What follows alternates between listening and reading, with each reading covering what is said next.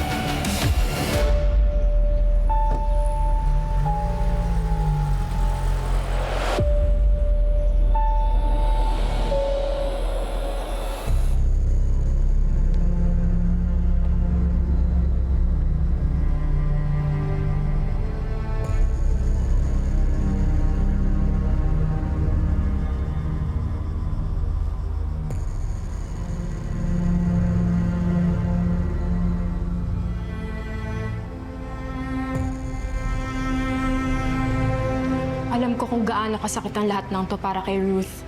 Sunod-sunod din yung mangyayari sa kanya eh. Kaya niya yan. Sigurado ako kapag tumatak na yung galit sa utak niya dahil sa paghihirap ng pamilya niya, kilos yan. Don't worry. She'll be fine. Kaya ko nga siya kinuha eh. I know she won't fail me. Right?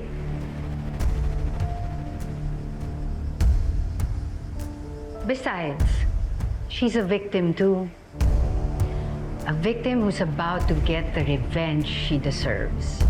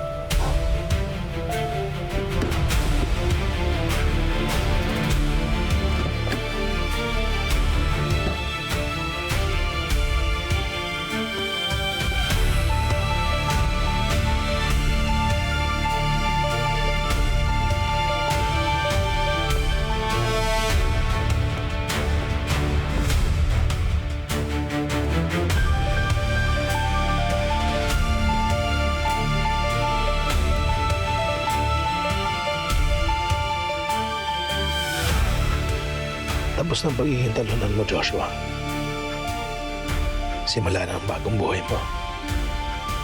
Ng pagkapanalo mo. Napataob mo na si Gaspar.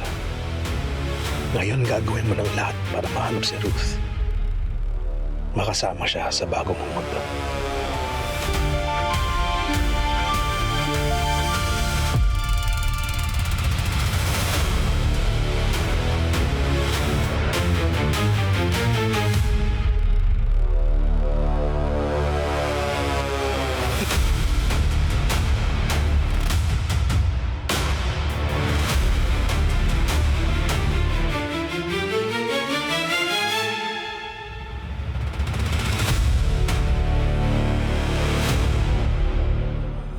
Hindi na babalik si Gaspar Mireles, which is why I'm here.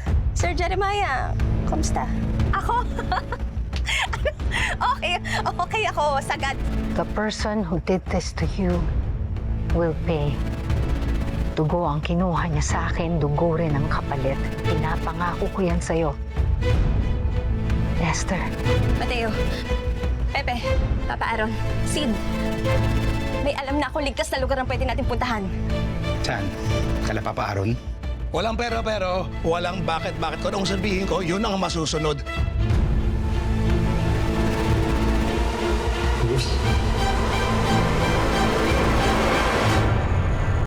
What's up guys? This is Ivan Lim from Starworks and kung ready ka pa for more, watch mo na ang next video. Now, subscribe ka na rin sa TV5 YouTube channel.